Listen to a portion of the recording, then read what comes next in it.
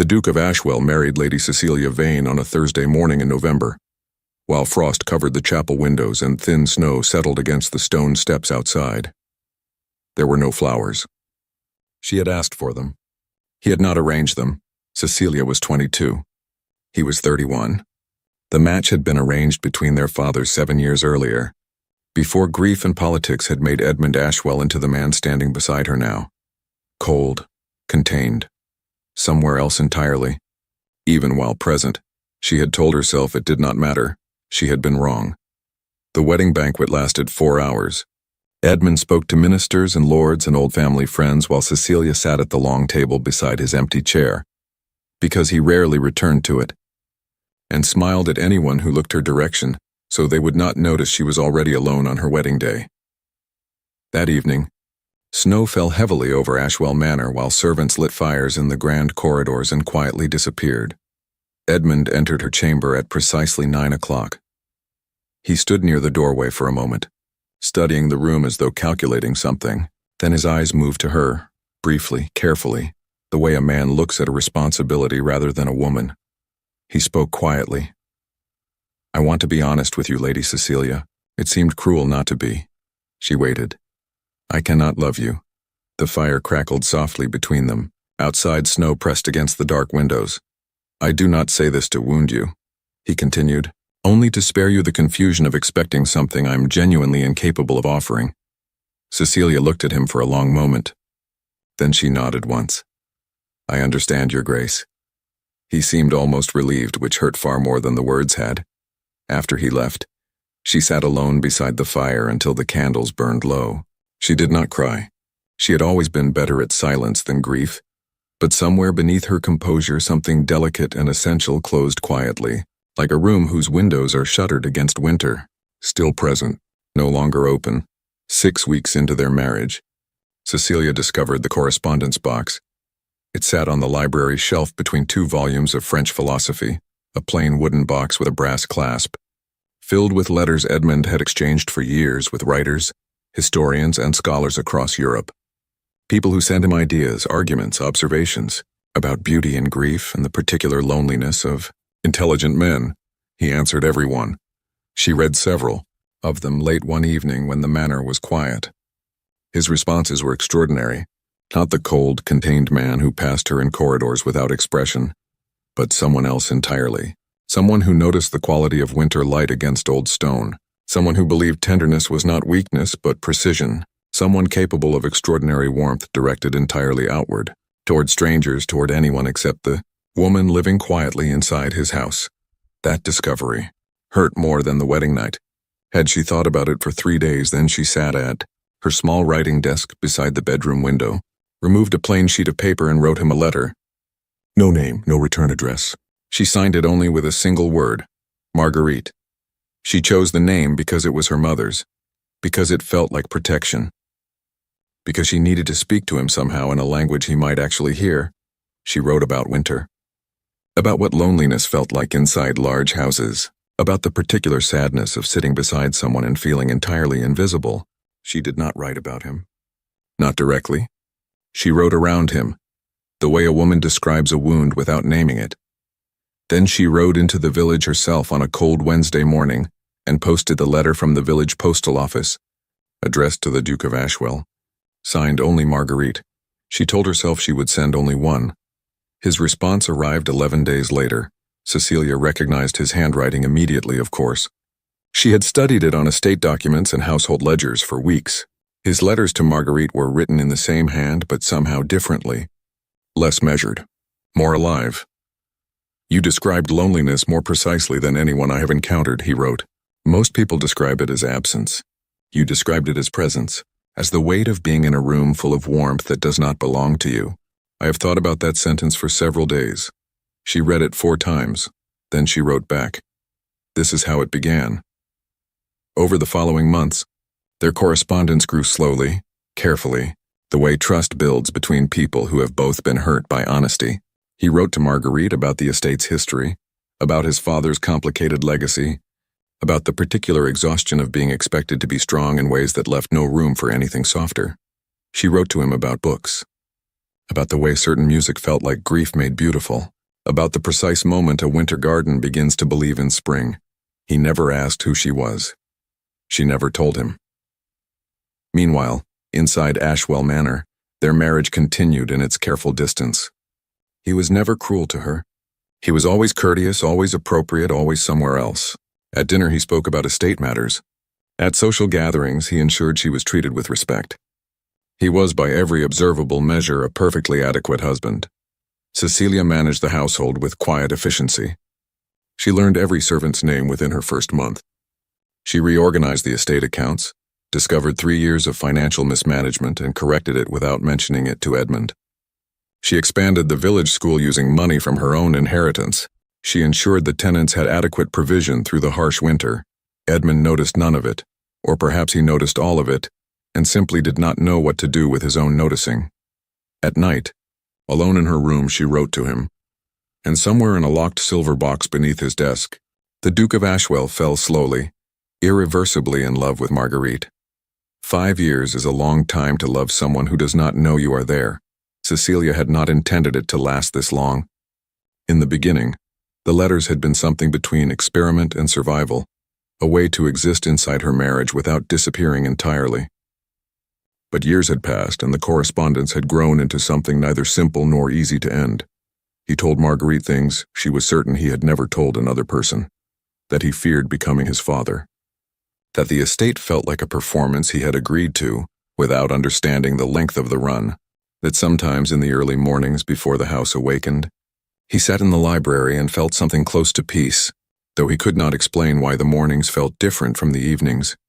She knew why the mornings felt different. She had begun leaving small things in the library before dawn. A particular book she had noticed him return to repeatedly, placed at eye level. Fresh flowers from the winter garden in the blue vase he ignored, until one morning he wrote to Marguerite that someone had filled his library with white hellebores, and the room felt inexplicably like hope. He did not know it was her. She read that sentence 4 times before carefully folding the letter and placing it with the others she kept, hidden inside her traveling case, because she had saved every one of his letters too, and reading them was the closest she ever came to being known by the man she had married. In public, the Duke and Duchess of Ashwell were considered a model of aristocratic composure. No scandal, no visible unhappiness, no public affection either, but that was considered appropriate for serious people. Only the senior servants knew the truth, that they passed each other through the manor like 2 ships maintaining careful distance across the same dark water. In the 4th year, something shifted.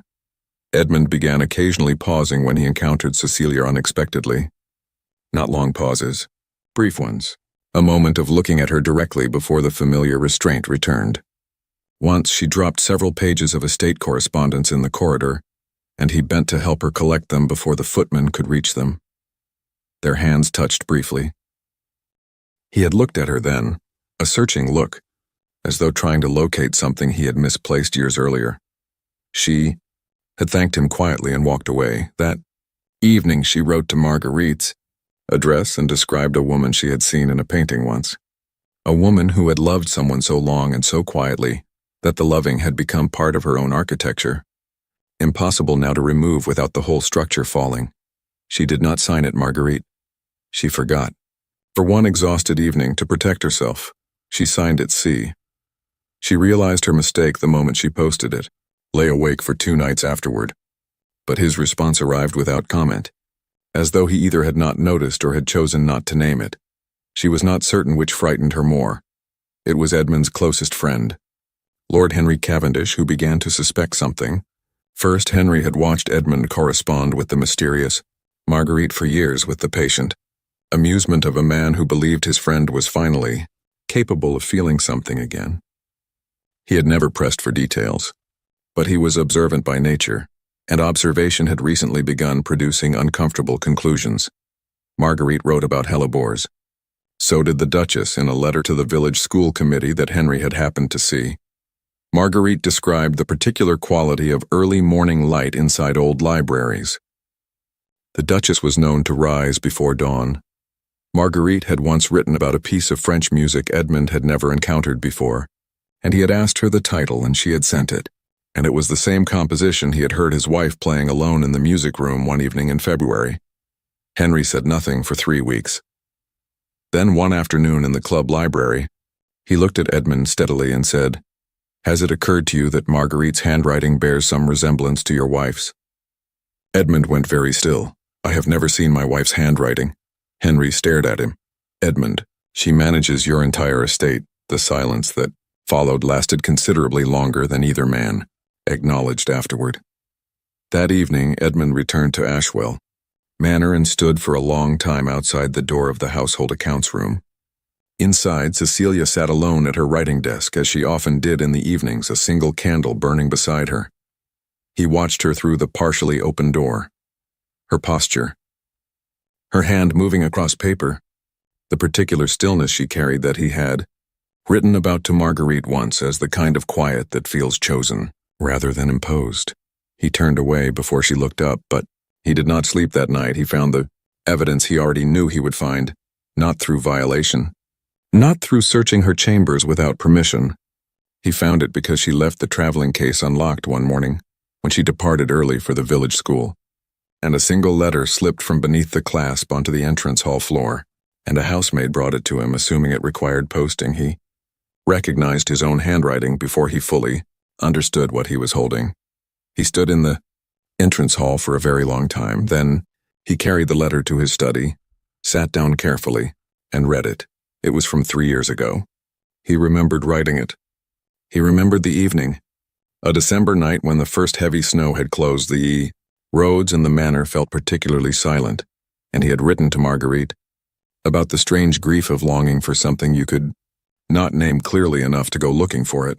He had written, "I sometimes think the life I am actually living and the life I was meant for are separated by something very small. A single conversation, perhaps. A moment of honesty I could not locate in myself when it was needed."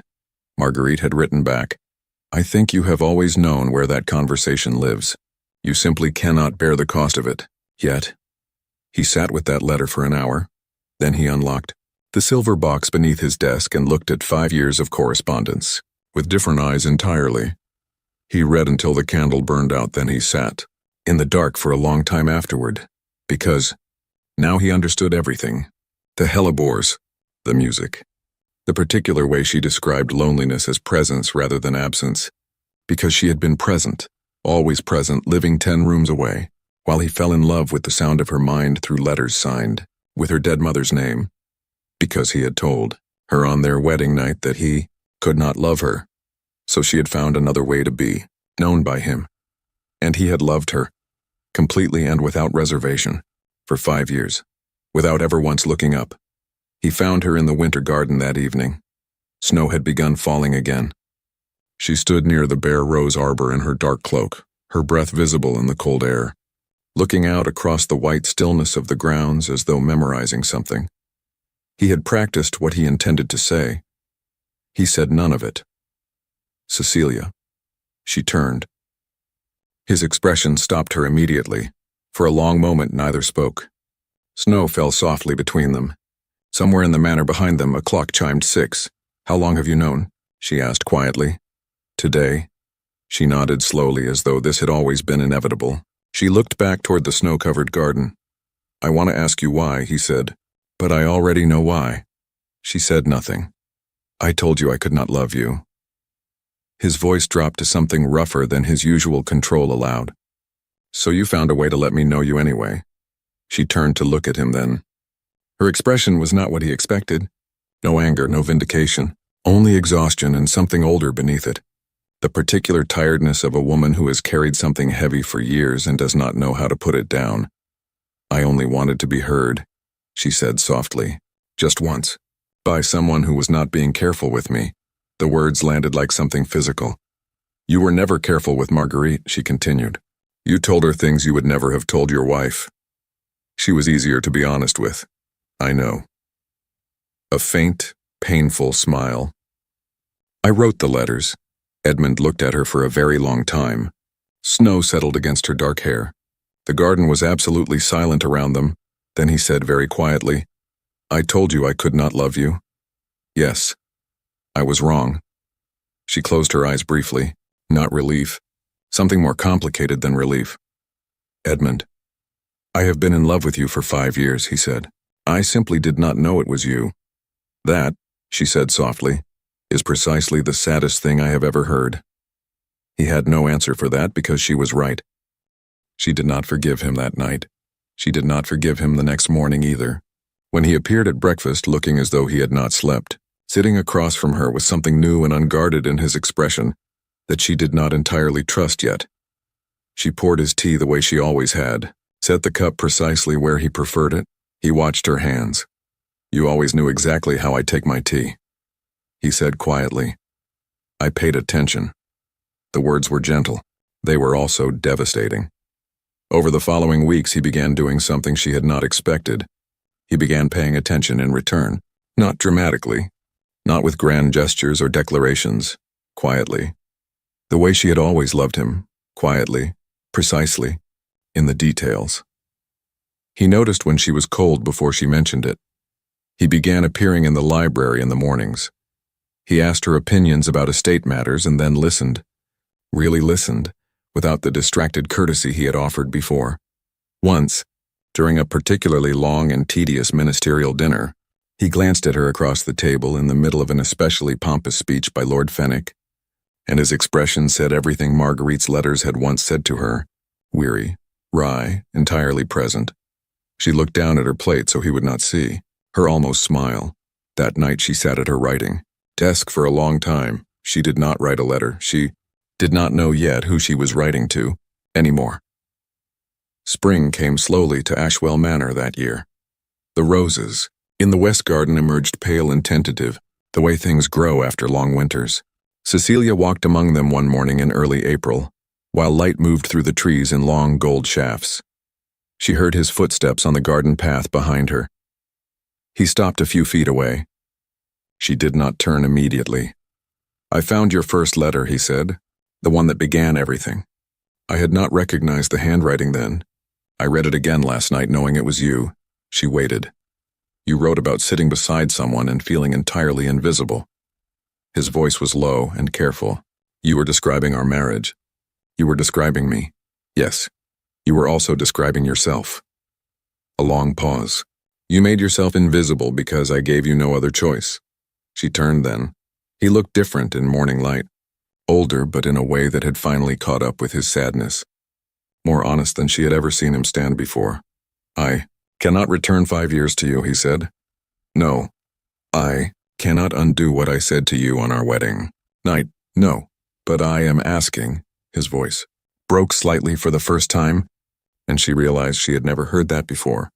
If you would consider allowing me to spend whatever years remain, learning to deserve the woman I have already been loving without knowing it. Snow-white petals drifted from the rose arbor between them. Cecilia looked at him. For a very long time she thought about the wedding morning without flowers, about the fire burning low on the worst night of her life, about 11 days of waiting for a response she had told herself not to hope for, about 5 years of writing her heart inside letters, signed with her dead mother's name because it was the only language her husband could hear. Then she thought about the morning he had bent to help her collect fallen papers from the corridor floor, about the silver box, about a man who had read her words for 5 years and called them the truest thing he had ever encountered. He had loved her. He simply had not known how to look in the right direction. She stepped toward him slowly, not rushing. There had been enough rushing toward him in her life. She reached into her coat pocket and placed something carefully into his hand. He looked down. It was a letter, unsealed, written in her handwriting, not Marguerite's careful disguise, but her own, fully and without protection. He looked at her. Read it when I am not here, she said quietly. I find I write better than I speak when it matters most. She walked back toward the manor then, through drifting rose petals and thin April sunlight, and Edmund stood alone in the garden holding her letter in both hands. He waited until she disappeared inside before he opened it. Inside, in her handwriting, were 3 sentences. I have loved you since before you knew my name. I love you still, which is either my greatest flaw or my deepest grace. I have not yet decided which, but I am willing to find out beside you, if you are willing to be found. Edmund Ashwell stood in his garden for a long time after reading it. Then he looked up toward the manor windows. She was watching from the library, the same room where she had left hellebores in winter, where he had sat alone on cold mornings feeling something close to peace without understanding why. He held up the letter once, carefully so she could see. She placed her hand flat against the glass, and for the first time in 5 years of marriage, the distance between them felt like something that could finally, carefully be crossed. Some love stories begin with a declaration, some begin with a letter signed with the wrong name, and some, the ones that cost the most and mean the most, begin only after two people finally stop being careful with each other. This one had only just begun.